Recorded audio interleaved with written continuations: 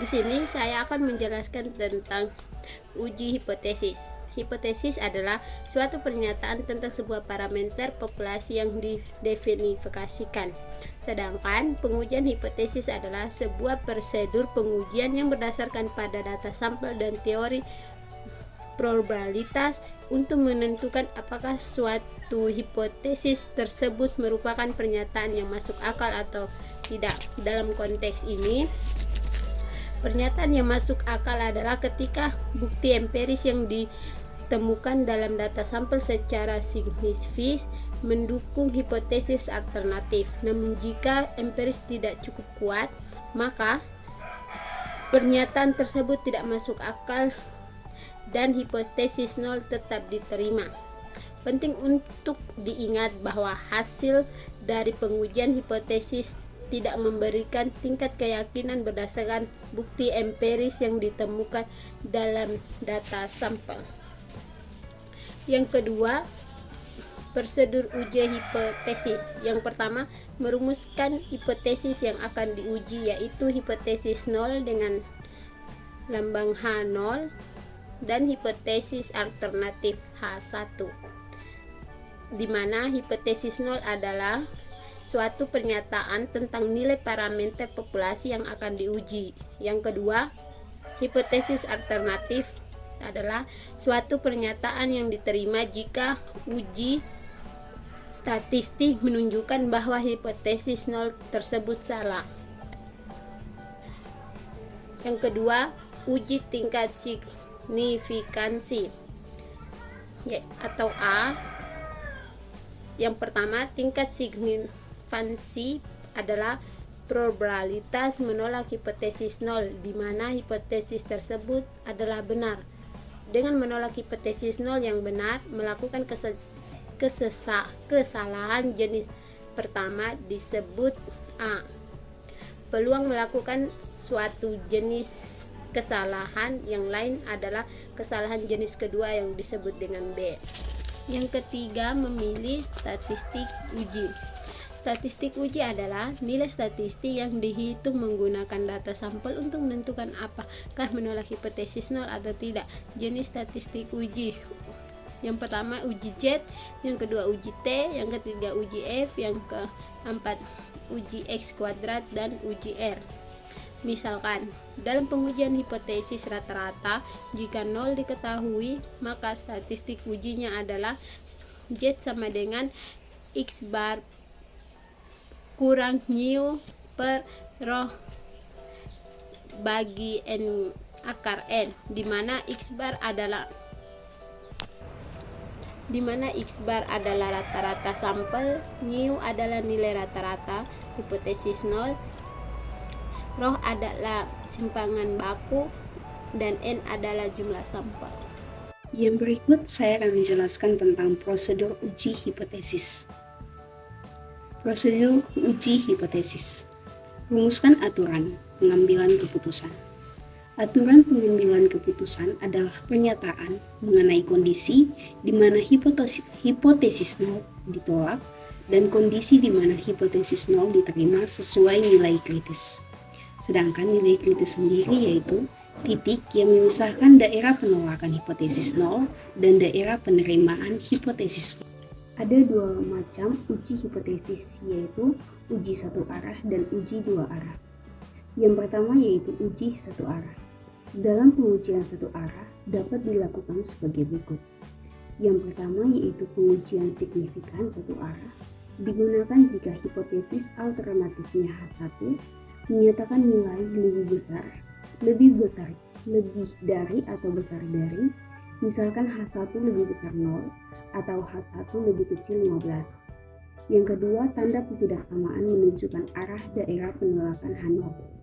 Yang ketiga, jika H1 lebih besar 0, maka daerah penolakan H0-nya sisi kanan. Yang keempat, jika H1 lebih kecil 0, maka daerah penolakan H0-nya yaitu sisi kiri. Yang kedua yaitu uji dua arah. Pengujian dua arah adalah pengujian terhadap suatu hipotesis yang belum diketahui arahnya. Misalnya ada hipotesis, diduga ada pengaruh signifikan antara variabel X terhadap Y. Hipotesis tersebut harus diuji dengan pengujian dua arah. Saya akan mempresentasikan tentang uji hipotesis rata-rata populasi dan standar deviasi populasi yang diketahui. Pertama, uji statistik dengan rumus Z sama dengan X bar kurang mu per varians bagi akar N. Contoh soal, sebuah produsen saus tomat menggunakan mesin khusus untuk mengisi 16 ons saus tomat ke dalam botol. Pemilik usaha mengetahui bahwa berat setiap botol mengikuti suatu distribusi normal dengan rata-rata 16 ons dan standar deviasinya itu 0,15 ons. Sampel acak sebanyak 36 botol yang telah diisi diambil dan diperoleh berat rata-rata itu 16,017 ons. Apakah bukti ini menyatakan bahwa rata-rata isi botol tidak berbeda dari 16 ons? Gunakan tingkat signifikansi 15%. Penyelesaiannya diketahui mu-nya itu sama dengan 16, sigma-nya itu sama dengan 0,15, n-nya sama dengan 36. Overline X sama dengan 16,017. Alfanya sama dengan 15%. Rumusan hipotesis H0 sama mu-nya sama dengan 16 dan H1 mu-nya tidak sama dengan 16. Tingkat signifikasi alfa sama dengan 0,5.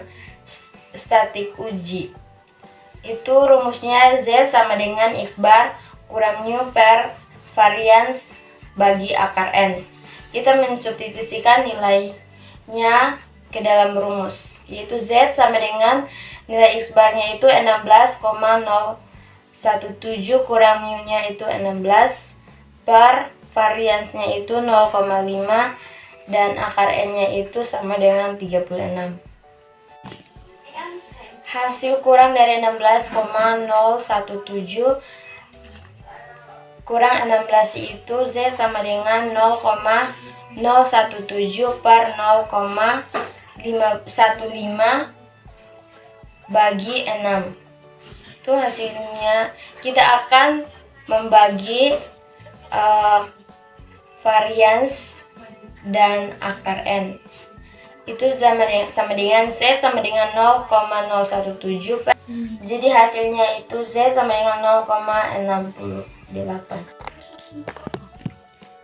Aturan pengembalian keputusan kita bisa menggunakan distribusi normal keputusan karena nilai statistik Z sebesar 0,68 atau berada pada interval negatif 1,96 lebih kecil sama dengan Z lebih kecil sama dengan 1,96. Maka keputusannya adalah menerima H0 dan menolak H1. Artinya nilai rata-rata isi botol seluruhnya adalah sama atau tidak berbeda dengan 16.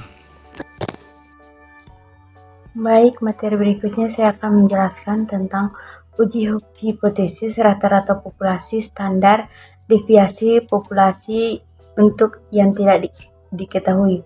Dalam uji statistik untuk populasi tidak diketahui, kita akan menggunakan atau tidak akan menggunakan statistik Z, melainkan kita akan menggunakan uji statistik T. Jadi, T ini rumusnya adalah selisih X bar dengan mu dibagi dengan S. S ini adalah standar deviasi sampel dibagi akar dari N. Ini adalah uji statistik yang akan kita pakai apabila kita melakukan uji hipotesis rata-rata populasi dengan standar deviasi populasi tidak diketahui. Dapat kita lihat dalam keterangan. Kemudian kita akan berbicara tentang distribusi T.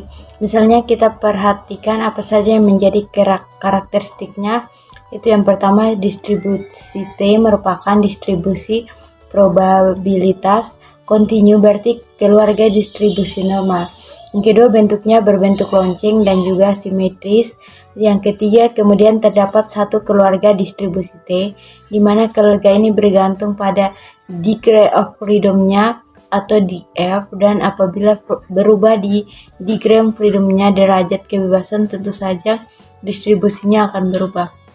Yang keempat, apabila tingkat derajat kebebasannya bertambah, maka distribusi T akan mendekati distribusi normal standar atau mendekati nilai Z atau distribusi Z. Yang kelima, distribusi T lebih pipih daripada distribusi Z dan lebih tersebar dibandingkan dengan distribusi Z. Inilah kira-kira perbedaannya, tetapi pada dasarnya masih menjadi kelompok distribusi normal. Untuk lebih jelasnya dapat diperhatikan dalam contoh soal yang sudah dalam PPT. Saya akan menjelaskan penyelesaiannya. Untuk menjawab, kita menggunakan tahapan uji hipotesis. Itu yang pertama, kita ketahui bahwa identifikasi rata-rata populasinya atau mu adalah 22.100, N atau sampelnya 25, rata-rata sampel atau X barnya 23.400, standar deviasi 2000, dan yang terakhir yaitu alfanya 5%. Kemudian kita membuat rumusan hipotesis. Hipotesis nolnya adalah mu lebih kecil atau sama dengan 22.100 dan hipotesis alternatifnya lebih dari atau mu lebih dari 22.100. Tingkat signifikannya yaitu 0,05. Kemudian kita masuk dalam rumus statistik uji di mana T sama dengan X bar dikurangi dengan mu, kemudian kita bagi dengan S dibagi dengan akar dari N. Setelah itu kita masukkan angka tadi ke dalam rumus T sehingga kita dapatkan T sama dengan 3,25. Setelah itu kemudian kita membuat aturan pengambilan keputusan. Karena rumusan hipotesis alternatif yang mengatakan lebih besar, maka kita menggunakan uji satu arah dengan sisi sebelah kanan. Oleh karena itu, alfa tentu semua ada di sisi tersebut. Kemudian kita cari nilai kritis untuk tabel T dengan degree of freedom atau disingkat DF sama dengan 25 kurang 1 per 24 pada alfa 0,05. Satu arah kita dapatkan nilai tabelnya yaitu 2,0639.